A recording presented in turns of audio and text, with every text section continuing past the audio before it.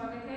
आज हम BEd first year में हिंदी शिक्षण में मातृभाषा एवं उसके साहित्य शिक्षण के सिद्धांत एवं सूत्र इस प्रकार से बताए गए हैं, उन पर चर्चा करेंगे।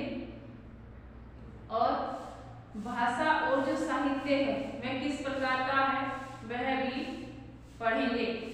भाषा और साहित्य, भाषा भाव एवं विचारों की अभिव्यक्ति तथा सामाजिक अंतःक्रिया के लिए किसी समाज द्वारा स्वीकृत ध्वनि संकेतों का एक समूह जिसे भाषा कहा जाता है।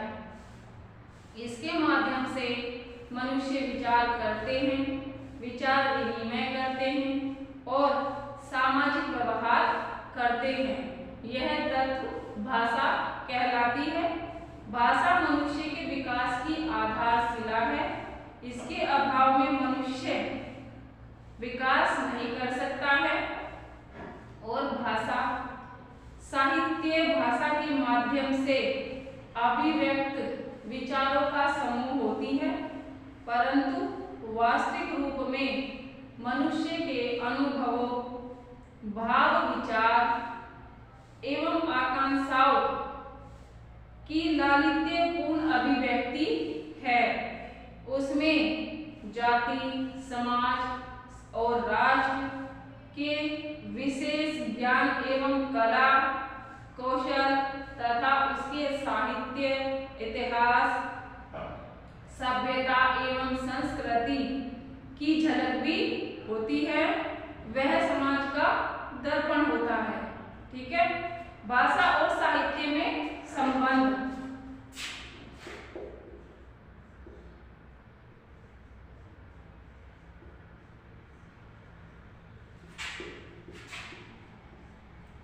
भाषा और साहित्य में संबंध।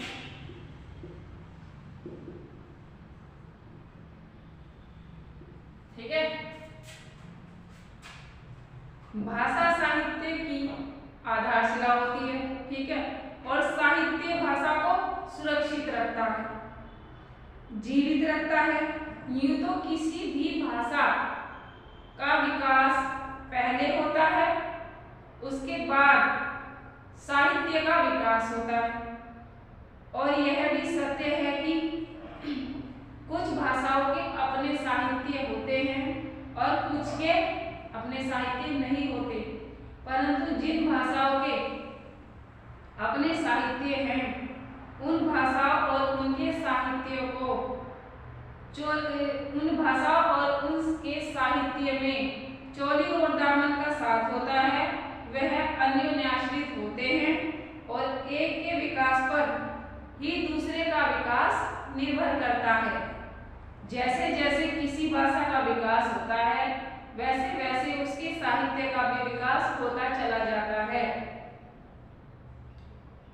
और उसमें समृद्धि भी बढ़ती चली जाती है। किसी भाषा की समृद्धि उसके साहित्य और साहित्य की समृद्धि उसकी भाषा शैली और विचार गंभीर्य से आकी जाती है। और विभिन्न प्रकार के विचार और अपने भावों को व्यक्त करने का आधार भाषा होती है।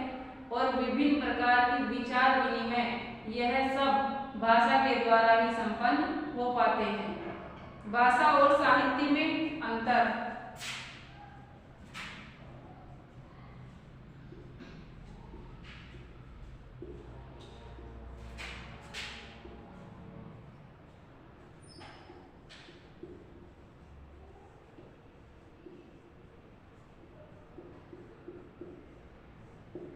भाषा और साहित्य में अंतर। भाषा और साहित्य में यूं तो चोली और दामन के जैसा साथ होता है, वे एक दूसरे पर निर्भर भी करते हैं और एक का विकास दूसरे के विकास पर निर्भर करता है, पर फिर भी इन दोनों में कुछ मूलभूत अंतर भी पाए जाते हैं। जैसे कि भाषा और साहित्य में पहला अंतर तो यह है कि भाषा विचार एवं विचार विनिमय का साधन है। साहित्य भाषा के माध्यम से अभिव्यक्त किया जाता है और साहित्य भाषा के माध्यम से अभिव्यक्त भाव एवं विचारों का समूह होता है। वही दूसरा नंबर बताया है कि इनमें दूसरा अंतर यह होता है कि भाषा मनुष्य के सामाजिक संबंधों का आधार होती है और साहित्य किसी जाति, समाज और राष्ट्र के ज्ञान, विज्ञान, कला, कौशल, इतिहास, सभ्यता एवं संस्कृति को सुरक्षित रखने का साधन होता है। अब तीसरा नंबर बताया है कि भाषा और साहित्य का तीसरा अंतर यह होता है कि किसी भाषा का विकास पहले होता है और उसके साहित्य का विकास बाद में। यह बात दूसरी है कि आगे चलकर ये अन्य में आश्रित हो जाते हैं और एक का विकास दूसरे के विकास के साथ जुड़ जाता है।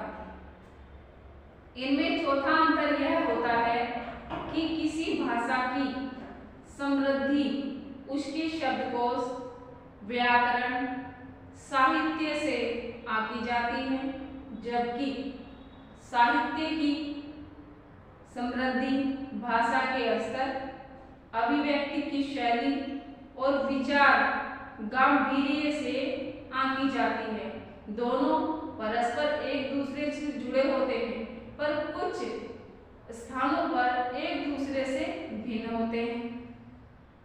और पांचवा नंबर है, जो पांचवा अंतर बताया है, भाषा मनुष्य के लिए अनिवार्य आवश्यकता है।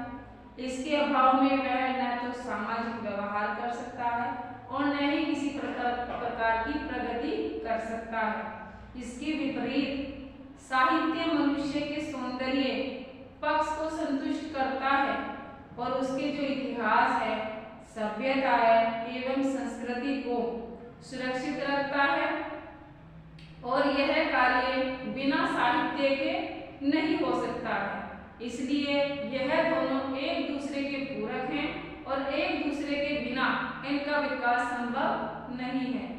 मातृभाषा और साहित्य शिक्षण के सिद्धांत।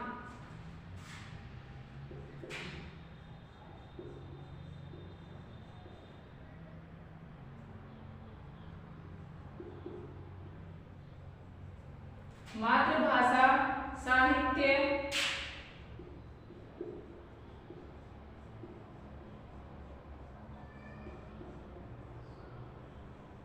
मातृभाषा, साहित्य और शिक्षण के सिद्धांत।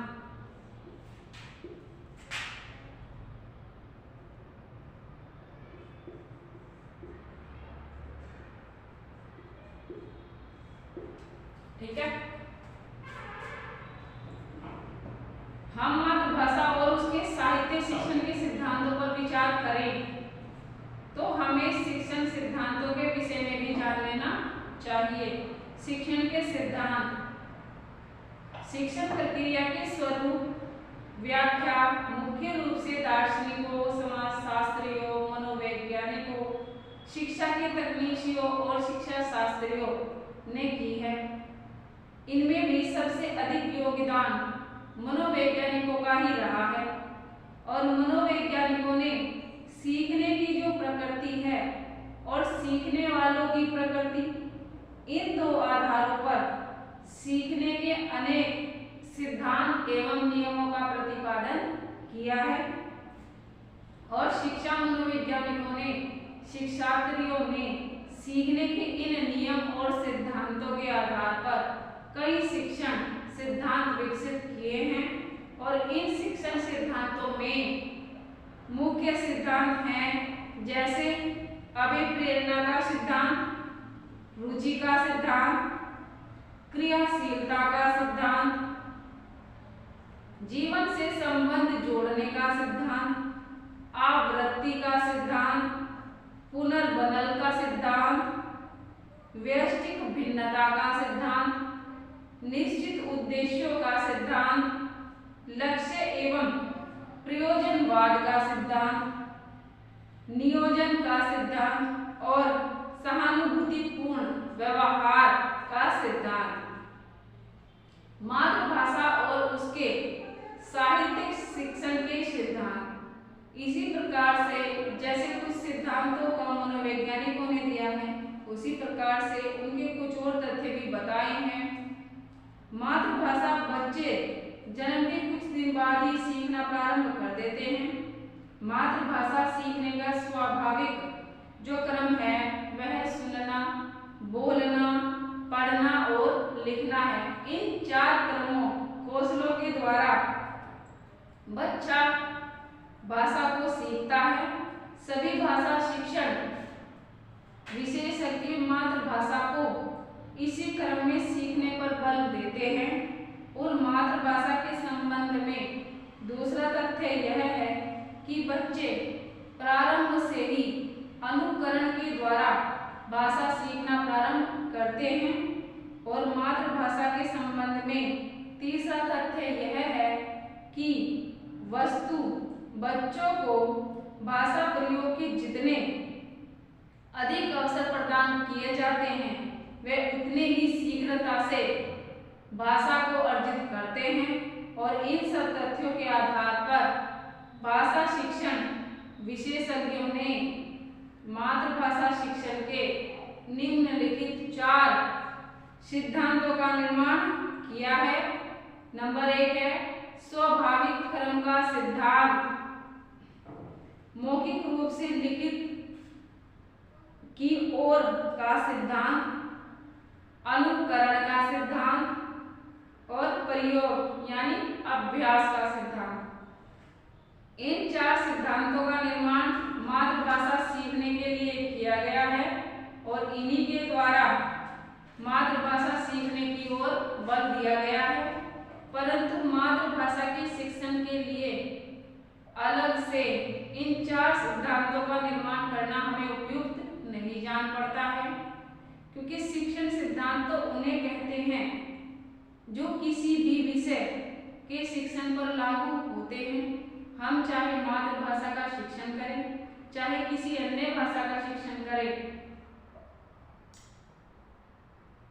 तो साहित्य का और चाहे किसी स्कूली या पाठ्यचर्या का शिक्षण, किसी अन्य विषय या कला या कौशल किसी भी प्रकार का शिक्षण हो, उसमें हमें शिक्षण के मनोवैज्ञानिक सिद्धांतों का ही पालन करना चाहिए। और बस आवश्यकता है कि उन सिद्धांतों को विशेष की प्रकृति के अनुसार समझने का प्रयोग करने की। और यहाँ मातृभाषा के एवं उसके साहित्य के शिक्षण के संदर्भ में उन सभी सिद्धांतों की व्याख्या प्रस्तुत की गई है, जैसे अभिप्रेरणा का सिद्धांत।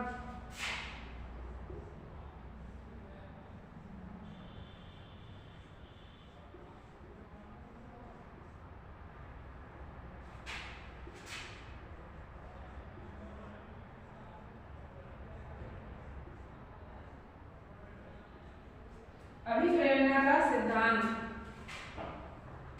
मनोवैज्ञानिकों के अनुसार सीखने की क्रिया का सबसे अधिक प्रभावशाली कारक अभिप्रेरणा है।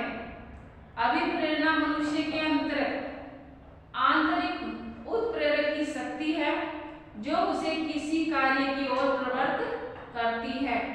उदाहरण के लिए इंजीनियर बनने की इच्छा बच्चे को गणित पढ़ने के लिए प्रेरित करती है। और मातृभाषा एवं उसके साहित्य का शिक्षण करते समय हमारा सर्वप्रथम प्रयास यह होना चाहिए कि बच्चे मातृभाषा एवं उसके साहित्य का अध्ययन करने के लिए उत्प्रेरित हो, उन्हें सीखने और समझने की जो आंतरिक इच्छा है उसमें विकास हो। अब प्रश्न उठता है कि बच्चों को मातृभाषा सीखने एवं उसके साहित्य का अध्ययन करने के लिए अभिप्रेरित कैसे किया जाए। यह कार्य अनेक प्रकार से किया जा सकता है। सबसे उत्तम उपाय तो यह है कि बच्चों को यह स्पष्ट किया जाए कि उन्हें अपनी मातृभाषा के सर्वमान्य रूप को जितना अधिक ज्ञान होगा वे उसके प्रयोग में उतने ही अधिक निपुण होंगे, समाज में उनका उतना ही अधिक सम्मान होगा और जीवन में वे उतनी ही अधिक सफलता प्राप्त कर सकेंगे। यह भी स्पष्ट किया जाए कि मातृभाषा का ज्ञान अन्य सब प्रकार की भाषाओं के ज्ञान में सहायक साबित होता है और बच्चे मातृभाषा के सर्वमान्य जो रूप है उसे सीखने के लिए उतने ही अधिक प्रेरित होने चाहिए। इसी प्रकार से मातृभाषा के ज्ञान को महत्वपूर्ण होना चाहिए और उसके साहित्य का अध्ययन भी आवश्यक होना चाहिए। साथ ही उन्हें यह अनुभव कराना चाहिए कि सभ्यता और अपनी संस्कृति का ज्ञान सहज ही हमें मातृभाषा के द्वारा प्राप्त हो जाता है। अभिप्रेरणा एक ऐसा शब्द है जिसके द्वारा मनुष्य या बालकों के अंदर किसी भी ज्ञान को जानने की जो प्रवृत्ति है उसे बढ़ाया जा सकता है, क्योंकि अभिप्रेरणा मानव के अंदर निहित होती है। अगर बच्चा प्रेरित होगा किसी शब्द से या किसी बात से तो वह जिज्ञासा के अनुसार हर ज्ञान को प्राप्त करना चाहेगा। हम बच्चों को आत्मगौरव की युक्ता की जो मूल प्रवृत्तियां हैं उनके आधार पर उनमें श्रद्धा की भावना पैदा कर सकते हैं जो अभिप्रेरक का कार्य करती है। मातृभाषा शिक्षक अंत्याक्षरी के माध्यम से बच्चों को कविता के अध्ययन से और कविताओं को कंठस्थ कराने की ओर भी अभिप्रेरित कर सकते हैं। अभय रुचि का सिद्धांत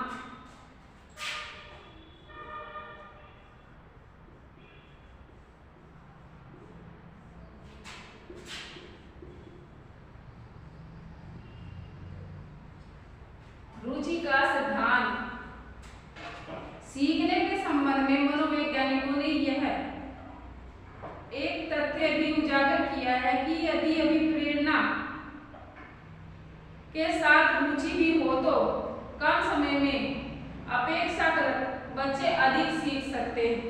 मनोवैज्ञानिक भाषा में रुचि वह अभिप्रेरक है जो मनुष्य को किसी वस्तु और उसकी क्रिया की ओर उसका ध्यान ले जाती है, आकर्षित करती है और मनोवैज्ञानिक रुचि में छिपा ज्ञान जो होता है उससे शिक्षक बच्चे को अवगत करा सकते हैं। उनके अनुसार जब बच्चों में किसी वस्तु अथवा क्रिया के रुचि जागृत होती है तब उनका उस वस्तु एवं क्रिया में अवधान होता है। हम सब भी यह जानते हैं कि बच्चे ही कार्य करते हैं और जिनमें उनकी रुचि होती है। अतः शिक्षण करते समय पाठ्य विषयों में बच्चों की रुचि उत्पन्न कराना आवश्यक तत्व होता है और जब बच्चे किसी विषय को सीखने के लिए अभिप्रेरित होते हैं तो उनकी उसमें रुचि भी जागृत हो जाती है, परंतु कभी कभी ऐसा नहीं भी होता है। उदाहरण के लिए इंजीनियर बनने की जो आवश्यकता है उसमें बच्चे को गणित पढ़ने के लिए अभिप्रेरित करती है, परंतु यह आवश्यक नहीं है कि गणित विषय में बच्चे की रुचि भी हो। इसी प्रकार भाषा सीखने के लिए आवश्यकता बच्चों को भाषा सिखाने के लिए अभिप्रेरित करना होता है और परंतु यह आवश्यक नहीं है कि सभी बच्चे भाषा अध्ययन में रुचि रखते हों। तब विद्वान रुचि के सिद्धांत को अभिप्रेरणा के सिद्धांत के साथ जोड़कर नहीं लिखते हैं। अब प्रश्न उठता है कि बच्चों में मातृभाषा और उसके साहित्य के प्रति रुचि कैसे उत्पन्न की जाए। सच बात तो यह है कि मातृभाषा में तो बच्चों को स्वाभाविक रुचि होती है, उसके सर्वमान्य एवं वैज्ञानिक रूप में तथा उसके साहित्यिक रूप में उसके प्रति रुचि पैदा करना शिक्षक ही शेष रह जाता है कि शिक्षक इस प्रकार से उसमें रुचि पैदा करनी है, यह कार्य शिक्षक का होता है। इसके लिए पहली आवश्यकता तो यह है कि जो मातृभाषा है उसी में पाठ्य सामग्री की शिक्षण पद्धति का चयन बच्चों के रुचि के अनुसार से किया जाए और उनकी आवश्यकता अनुकूल ही किया जाए। आज के लिए बस इतना ही।